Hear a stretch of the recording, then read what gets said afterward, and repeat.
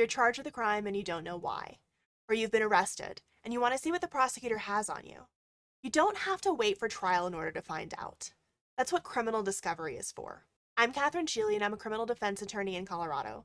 In this video, we're going to talk about criminal discovery, as well as the things that each side has to turn over before you go to trial. Now, this is about Colorado state cases. In general, when criminal defense attorneys talk about discovery, we mean the things in the prosecutor's file that they have to disclose to the defendant. But the defense also has criminal discovery obligations, and we'll talk about that later. Now, there's no constitutional right to discovery, but that doesn't mean the prosecutor can hide evidence if it hurts their case. That's called the Brady Doctrine. The prosecutor has to go looking into government files for anything we call exculpatory evidence, things that will make a prosecutor's case weaker or that will make one of their witnesses look less believable. If it's going to make a difference at trial, then the prosecutor has to disclose that information. In some states, that's all they have to do. But here in Colorado, we have Rule 16 discovery. Rule 16 has a list of the things that the prosecutor has to provide in every case. Most of the time, that includes police reports, as well as a name and address of any of the witnesses the prosecutor is going to call. You might also get witness summaries or crime lab reports. You're also going to get the criminal history of any witnesses, plus the defendant and the co-defendant.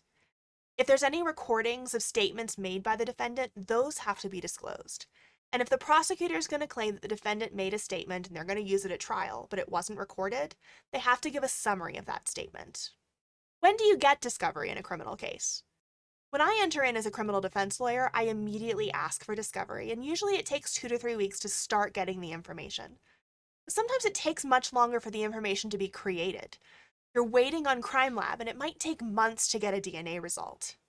There is a final deadline, but it depends on the type of case. For felonies, 35 days before trial, everything should be turned over. For misdemeanors, it's 7 days before trial.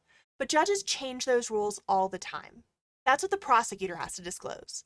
The defense also has discovery obligations. Any witnesses, plus any scientific reports that the defense has and wants to use at trial, you have to disclose, and usually those disclosure deadlines are the same. If you have witnesses or any scientific reports that you intend on using, you have to turn those over. The defense also has to say the nature of the defense. So if you have an alibi, you have to tell the prosecutor, along with the witnesses that you're going to use to prove that alibi. If you have a specific defense, you have to let the prosecution know. That includes things like, yeah, I did it, but there's a statute that said it's okay for me to do it. You can't surprise them at trial. Now, the Constitution should protect a defendant if they miss that deadline, but you really don't want to have that fight. So that's discovery in a criminal case. What questions do you have about it? Do you really think that prosecutors are going into police files looking for evidence that might help a defendant?